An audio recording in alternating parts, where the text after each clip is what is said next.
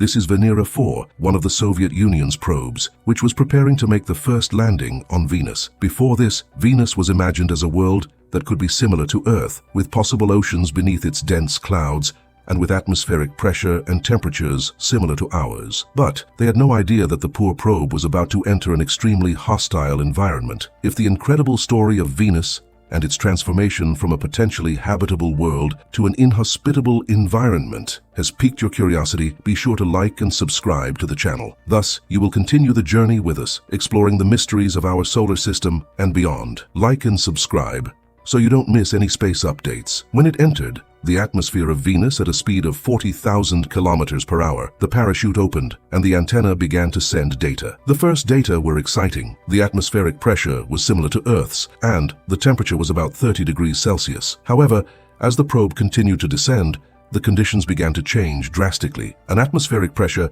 quickly became 10, and 10 turned into 20, while the temperature abruptly rose, surpassing 20 degrees Celsius. Eventually, the probe broke apart under the extreme conditions, and all communication was lost. The last data sent indicated that the atmospheric pressure was twice that of Earth, and the temperature was 250 degrees Celsius higher. But now, the Soviets knew exactly how severe Venus was, and this reinforced their determination to explore the planet. Although Mars has attracted more attention in the 21st century, interest in Venus has been particularly intense since the second half of the last century. This is due to the fact that with powerful telescopes on Earth, we can have a relatively clear view of Mars' surface. Except for the marginal theories about Martian canals, most people generally consider Mars a dead planet. Mars is often seen as an inert planet. However, Venus is different. It presents a mystery unresolved for centuries. From Earth, we can only see its dense layers of clouds. In the early milestones of the space race,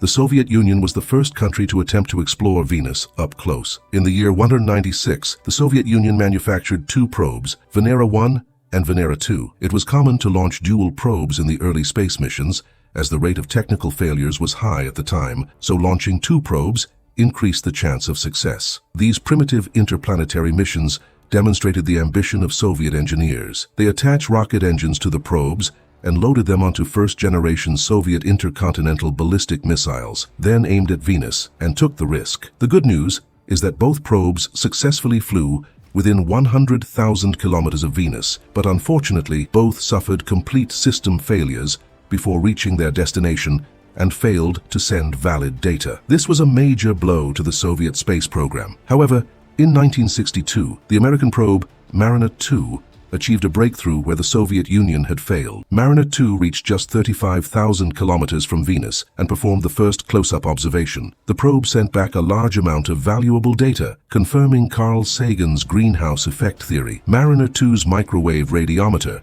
showed that the temperature on the day side reached 237 degrees Celsius. Additionally, there was a dense layer of clouds at an altitude of 50 to 80 kilometers above the surface of Venus. Based on this data, NASA decided not to explore Venus in the short term, considering its environment too hostile for humans and machines. NASA then decided to shift its exploration focus to the Moon and Mars, considering Venus completely inhospitable to life. However, the Soviets disagreed and prepared a second wave of probes for Venus, even without knowing how challenging the next step would be. In 1967, the Soviet Union built the Venera 3 and Venera 4 probes, which were larger and more robust, weighing almost a ton and equipped with barometers, radar altimeters, gas analyzers, thermometers, and a detachable descent capsule. The plan was for the descent capsule to traverse Venus's atmosphere with a parachute, collecting data on composition, temperature, and pressure along the way. However, things were not so simple. Venera 3 suffered another system failure during descent and collided with the surface of Venus like a bullet, becoming the first man-made object to hit another planet. On June 12, 1967, Venera 4 was launched, including a mothership and a lander, which would use a parachute to descend through Venus's atmosphere and conduct surveys along the way. Meanwhile, the mothership would also enter Venus's atmosphere and disintegrate. Similar to what happened with Venera 1 and 2, two identical probes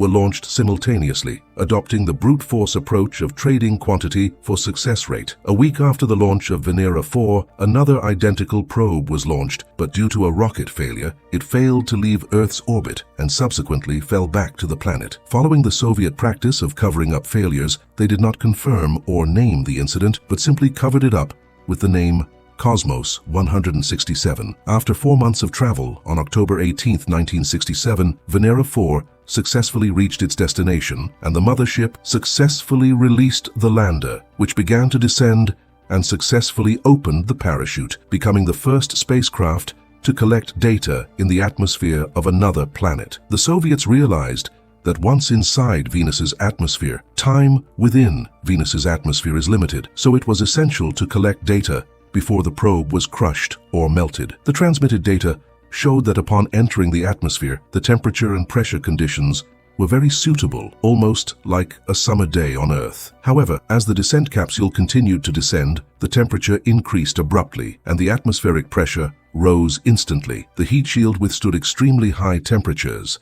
and underwent intense deceleration, enduring over 30 Gs. When the descent capsule reached 24 kilometers above the surface of Venus, the signal transmission was suddenly interrupted. It is believed that the capsule was crushed by the high atmospheric pressure of Venus and destroyed. The descent process lasted 93 minutes, but this was enough for Venera 4 to successfully complete its mission. With these new data, the Soviet Union could almost guarantee that the next probes, Venera 5 and Venera 6, would not be able to reach the surface. In 1967, NASA launched another pioneering mission to Venus, the Mariner 5 probe. Although it did not make contact with Venus, it flew close enough to confirm the extreme environment detected by Venera 4. This confirmed that the conditions on Venus were even more severe than those initially detected in the early 60s. In light of this, the Soviet Union consecutively launched the Venera 5 and Venera 6 probes in January of 1996, but both suffered the same fate, being destroyed by the atmospheric pressure of Venus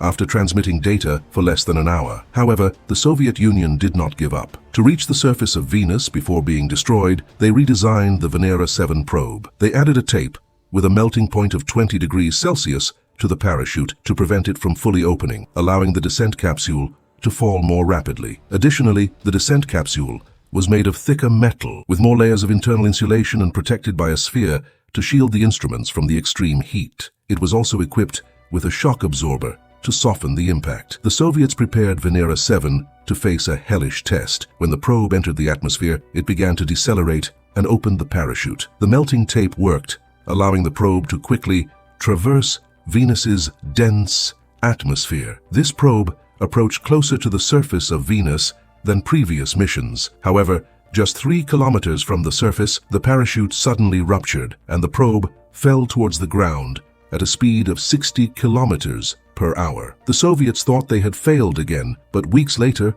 upon reviewing the data, they discovered that the lander had transmitted a weak signal for 23 minutes after colliding with the surface. Incredibly, the lander survived the impact but was knocked on its side, causing the signal sent to Earth to be very weak. The last transmitted data revealed that the surface temperature was 475 degrees Celsius, a temperature that could melt any machine beyond reliable operating capacity. As temperature became the main limiting factor for the probe's survival on the surface, the engineers designed a simple but ingenious cooling system for Venera 8. They placed blocks of lithium nitride inside the probe, a salt-like material with a high heat of fusion capable of absorbing a large amount of heat. This system proved to be very effective. Venera 8 successfully reached Venus and survived on the surface for an entire hour. The Soviets now mastered the technology to reach the surface of Venus, but the world still did not know what the planet was like. Thus, Venera 9 was tasked with taking the first photograph of Venus. To capture the first image of Venus's surface, the Soviet Union completely redesigned the probe. This time, they no longer relied on parachutes, but used atmospheric brakes to decelerate and were equipped with a set of landing legs to absorb the impact. The main mission of Venera 9 was the camera system. The probe was equipped with 2 mobile cameras, located on opposite sides, capable of capturing a 360-degree panoramic view of the surrounding landscape. The cameras were placed inside the probe's pressurized cabin and extended out through a thick pressure window. Although only one lens cap functioned normally, this was enough to capture the first image of Venus's surface. On October 20, 1975, after 53 minutes of transmission, Venera 9 sent the first historic image. Venera 9 sent the first historic photograph of the surface of another planet. The layers of sharp and abundant rock left scientists in awe. Almost at the same time, the sister probe, Venera 10, also landed on the surface of Venus. Although one of its cameras failed and it did not manage to send color images, it provided a 180-degree panoramic view of Venus's surface. Unlike the small rocks seen by Venera 9, Venera 10 captured images of rock slabs similar to those found in volcanic regions on Earth. 3 years later, the Venera 11 and Venera 12 probes were equipped with color cameras. Both had the common goal of studying Venus's atmosphere, cosmic rays, and solar ions. On December 21, 1978, Venera 12 detected frequent lightning and thunder in the sky of Venus during its descent, recording 10 lightning strikes in just the interval of 1 to 5 kilometers above the surface. This also prevented the color imaging camera from operating continuously. In 1982, faced with the urgent desire to capture color images, the Venera 13 probe was sent. Incredibly, it survived on the surface of this distant planet for 127 minutes, and during this long period of high-speed operation, sent color images to Earth. A strange landscape with flat, dark, layered rocks and bright substances filling the crevices was revealed. Just 4 days later, Venera 14 also arrived at the surface of Venus, but at a different landing site where the terrain was even more irregular and brittle. Unlike what Venera 13 observed, here there were almost no bright substances, and the yellow sky and highly fragmented surface highlighted the harsh environment of Venus. The Venera 13 and 14 probes not only successfully captured images of the surface of Venus, but also decoded, for the first time, the sounds of a neighboring planet. Both probes were equipped with microphones to record the sounds of Venus. The recordings from Venera 14 included mechanical drilling-style noises from the probe and background wind sounds of Venus. Subsequent analyses showed that the wind speed was approximately 0.3 to 0.5 meters per second, indicating that the dense atmosphere at the surface of Venus was surprisingly calm. After that, the Soviet Union launched the Vega 1 and Vega 2 probes to Venus on December 15 and 21, 1984, respectively. This time, they equipped the probes with landing devices and helium balloons, allowing them to float in Venus's atmosphere to analyze wind speed, temperature,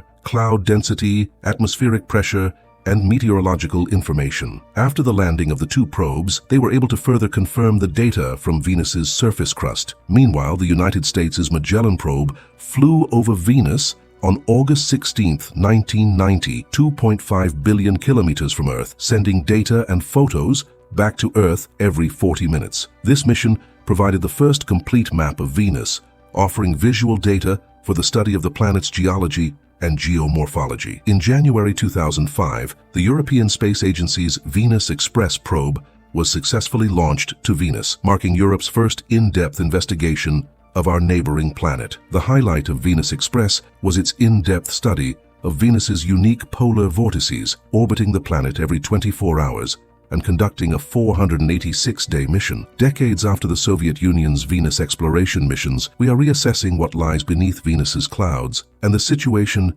may be about to change as this infernally hot vision is about to receive more visitors. Among the most exciting is NASA's Da Vinci Plus mission, planned to be executed between 2028 and 2030, with the goal of collecting information about the composition of Venus's atmosphere, investigating whether there were oceans on Venus's surface, and if there were signs of past habitability. During the flyby, the Da Vinci Plus spacecraft will release a descent module equipped with cameras, allowing us to see Venus in a way never before possible. During the descent process, which lasts an hour, the probe will perform thousands of measurements and, as soon as it emerges below the dense clouds, will capture close-up images of Venus's surface. However, the probe was not designed, or rather, it was not expected to survive the landing, but if by a miracle it lands successfully, it could provide up to an additional 17 minutes of valuable scientific data. It is somewhat disappointing that the Da Vinci Plus descent module does not have a panoramic camera, which means that the old photos from the Venera series landers may continue to be our best close-up images of this infernal neighbor for many years. Venus, after all, how did it go from a potentially habitable planet to a dry